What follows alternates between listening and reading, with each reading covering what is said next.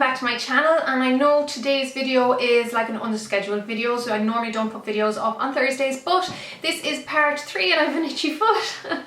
This is part 3 of a 5-part mini-series. So the first 2 parts went up yesterday. So basically I'm giving loads of tips and product recommendations for people out there who are on the extremely fair spectrum of skin colour and struggle to get foundations and makeup in general, like complexion makeup, light enough to suit their complexion, that won't give them like a darker face and lighter neck and all that kind of stuff. So parts 1 and 2 already went up yesterday. So they covered, part 1 covered bases, primers and SPF, and then part 2 covered my foundation recommendations and a few tips for that as well. So those went up yesterday, so you can check those out here, and I'll also link to them below for you. And in today's video I'm going to go over my powder recommendations.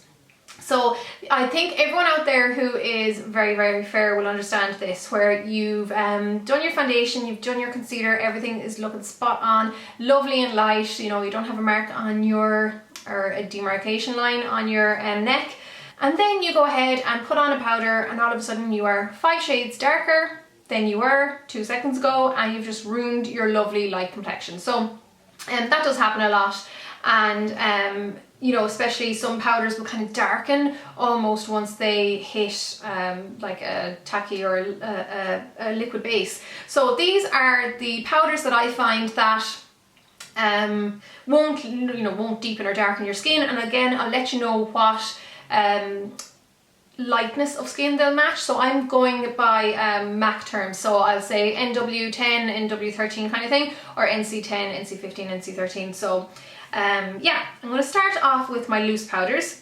So white powders are your best friends when it comes to not adding any colour. I love this guy by Vichy. It's the DermaBlend setting powder. So this is a pure white powder. I love it, and it doesn't give that white cast that a lot of other silica powders can give if they get flash on them, you know, the flashback. So this is a great one. This will actually make the DermaBlend foundation by Vichy totally waterproof as well, but I really love this guy. So it's hypoallergenic, it's just a really lovely light powder, and I think you really want any of your powders to be really light and very, very finely milled. So that's one I highly recommend, and it's quite affordable. It is a drugstore or a pharmacy product over here in Ireland. Next, staying on the very, very affordable side, we have the e.l.f. HD setting powder. Now, this is one of those ones you have to be careful if you are going to be getting yourself flashed, photographied, if you're going to be photoed. So this is another totally white powder. It is a silica based powder, but like I said, you have to be careful because there is the danger of flashback, but it will not darken your face. It is extremely finely milled, so you can pop it all over, and it'll just keep everything in place. If anything, it could even lighten up the skin a little bit if you kind of go overboard with these. So you almost have to be a bit careful. If your skin is very dry, as in if you have dry patches, sometimes they can hold on to these and almost show up the white a little bit, but I wouldn't knock them. I think they're great if you do want to lighten up or just not darken your skin. Next, I'm going to move on to the Ben Nye Neutral set. This is a colourless face powder, so it's not necessarily it is quite different to these guys. It will go on totally colourless, so you don't have to worry about that.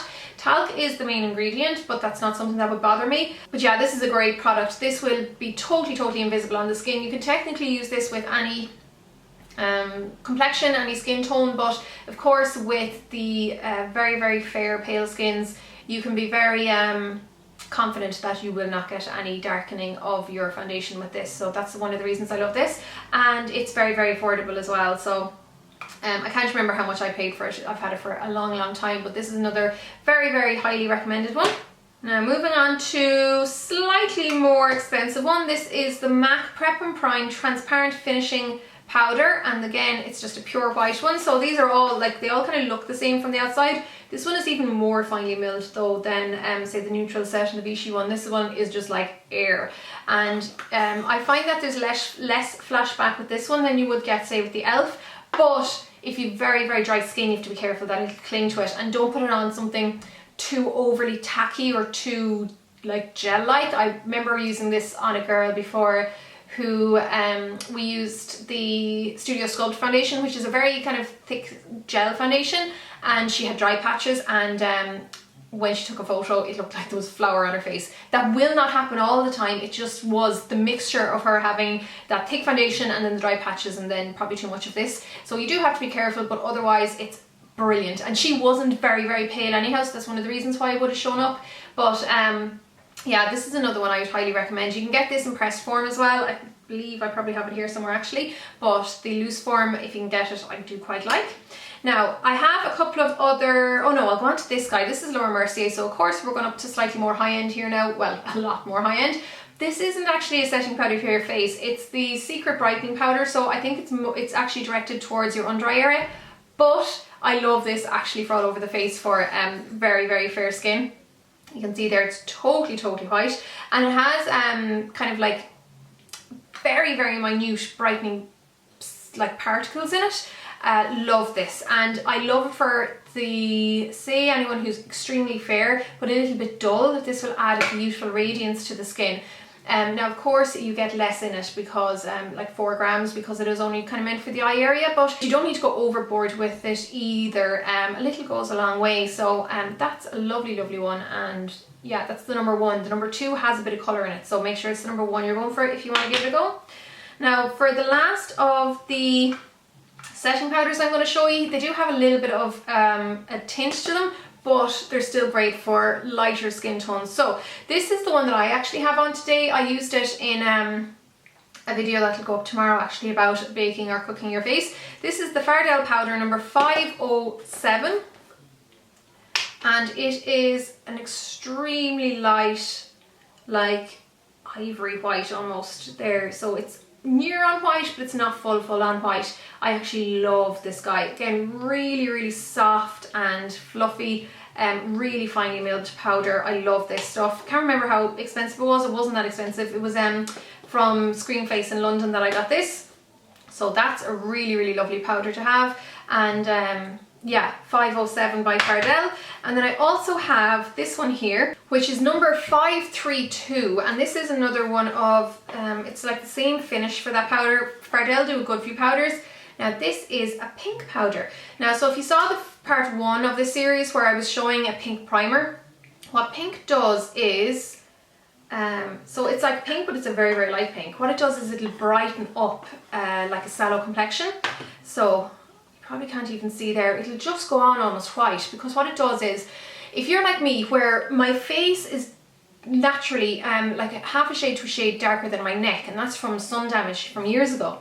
So what I can do is use a powder like this, even on its own, and what it'll do is it'll brighten up the face. It'll actually lighten up the face because it counteracts the kind of sallow tones coming through that's kind of darkening my face.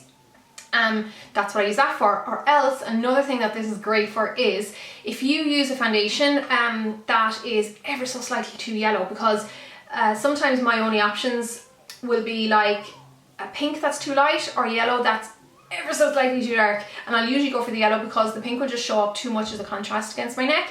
So if I go for the, say, yellow tone foundation that's maybe like a quarter shade too dark, if I put something like this, or not even too dark, just a bit too yellow against my skin, if I put this over it, it helps to balance it out. So this will help take down the yellow of the foundation and make it more in tone with my neck. So that's why I do highly recommend these kind of pink powders. And again, there are a few other brands who do those. MAC does a pink one of these as well. Actually, I think I have it. I do. I actually had forgotten about this. I'm not sure if I'm in focus anymore. But this is the CC powder. So I showed the CC cream in part number 1. And this is it there. Now it's a little bit more of a cool lavender, but it will do the same thing. So this is probably a little bit easier to get hold of than the FARDEL one. But these are great, like I said, for anyone who has, like, you can still be very, very pale and still have slightly sallow tones coming through, and this will help to brighten. So this is called Illuminate, as in like it's a highlighter, but it's great for us light, fair skin girls who want to just like cool down, like just counteract, like I said, any kind of dull sallow tones coming through. And the last of my loose powders is this one here by BOURJOIS. It's the Java rice powder, or poudre de riz. I'm not sure if I'm pronouncing that right.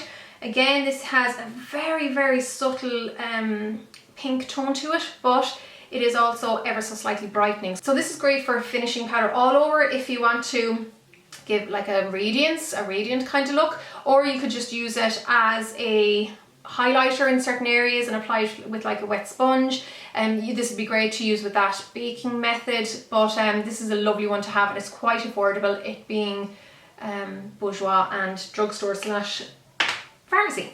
Next we move on to the pressed powders. So I'm going to start off with the white ones again. We have the MAC Prep and Prime, which I already showed. This is just the pressed version of the first one. So it's the transparent, can you tell I'm struggling a bit? This is the transparent finishing powder. And again, just be careful on dry spots and what you use it over, but a great one to have. Of course, the pressed one is better for the handbag, so that's when I would suggest going for that. Then we have my all-time favourite, my newest powder, well, that's not it at all, my newest but absolute favourite powder of the moment, and it's the NARS Translucent Crystal Light Reflecting Setting Powder. So of course this has a much higher price point than a lot of the other ones, but it not only doesn't leave any like colour or cast on the skin, but it almost is undetectable like in texture. It's just totally invisible, but it gives the most beautiful subtle radiance because it has very, very minute like illuminated particles in it, but it also mattifies the skin. I've already done a full video dedicated to this, so you can see that below, and I don't think I've ever hit pan so quick on a foundation or on a powder as well. Love this guy. I just think it's the best, the best setting powder out there. Definitely if you just don't like the look of powder on your skin, because I don't like a very powdery look to my skin. Now, I think everything else has a little bit of, nothing else is white, so we'll start off with the very affordable again, and that would be, okay, my Catrice Prime and Fine. This one here, you can see there, it's quite neutral. It's not very pink or very yellow. Actually, in one light it looks kind of more pink, in the other light it looks more yellow, so it's very, very, very, very neutral. This is number 10 translucent, and there is I think there's a loose version of this available, but you can't get it in Galway anymore. But I love this. It's a mattifying waterproof powder. I just think it's so, so beautiful. I actually find that this is good for if you have dry skin. It doesn't dry out as much as other powders can, and it doesn't leave any colour on my skin. So I'm actually on my second one of this because I have nearly finished this one here, but this is a great one to get hold of if you can get it.